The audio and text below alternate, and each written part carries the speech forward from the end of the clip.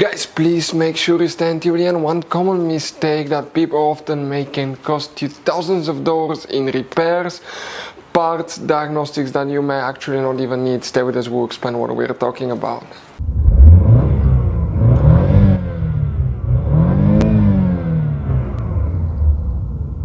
Hey guys, welcome back to Electrical Car Repair Live. Thank you guys for watching and subscribing to the channel. Today will be super helpful video to any of you having a Chevy Tahoe or Chevy Suburban, that generation here from year 2014 to year 2020. If you guys have one of those, if you need to find where the fuses and the relays for the trailer lights are located, we're talking about trailer turn signal lights, trailer stop brake lights and trailer tail lights. Stay with us, we'll explain where you can find these fuses and relays, where you can buy cheap parts, tools, fuses, relays at a good price, quick shipping, that way you do not waste money and time. Well guys, it's always a good idea to test fuses and relays. All that will be covered absolutely free for your convenience. Please make sure you stay until the end.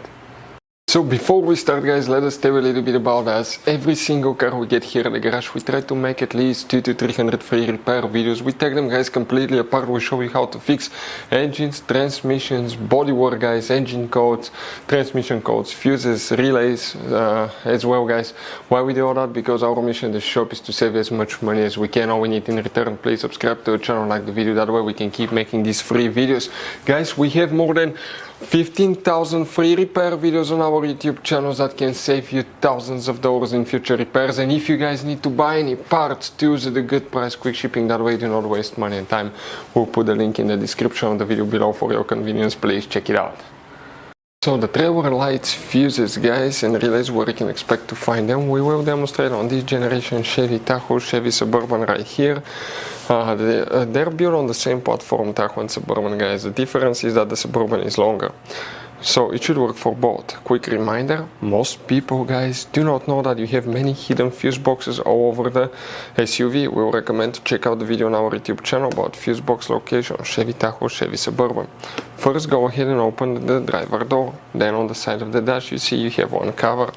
That cover needs to come out. Behind it guys, once you pry it open, you're going to find a fuse box with a layout like this one here. Before we continue, let's explain quickly why it's always a good idea to test fuses and relays. It is guys very important to test fuses and relays. On those fuses you cannot clearly see if they're burnt or not, especially you can see in the JK's fuses as well. And if you guys assume, okay, let's say you remove a fuse, you look at it and you assume guys that it's actually a good fuse, but it's actually a bad fuse, sometimes you cannot clearly see that. What can easily happen guys at that point, you can put the bad fuse in and you start replacing parts and tools that you don't need to, so you lose your time, you lose your money to fix a problem that doesn't exist, when all we had to do is test the fuse and replace it. We'll put a link to a special video that will teach you how to test fuses, how to check relays very easily as well guys. So check it out, it will be in the description of the video below.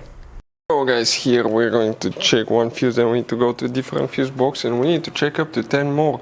Multiple fuses will be checked today, then we'll talk about relays. The first one that you want to check is fuse 42. We're talking about this fuse here.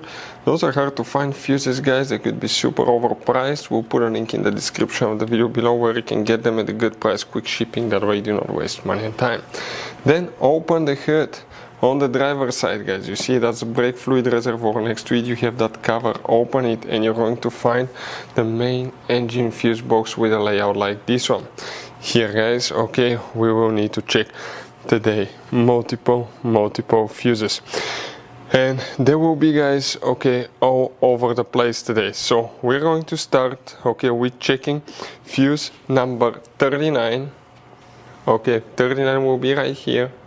You need to guys check fuse number 40 over here and 41. Those are very important fuses guys that you will need to check. Also, you need to check fuse number 36 right there. After that guys, you need to go to fuse number 59. So some of you may or may not have this one, depending guys, okay, on which package you have, but under that relay here, that will be okay 59, and after that you need to locate fuse 67. 67 guys is a small fuse, okay, let me show you exactly where it's located. We're talking about this fuse right here, 30 amp fuse. That's fuse number 67. Then we need to check 83.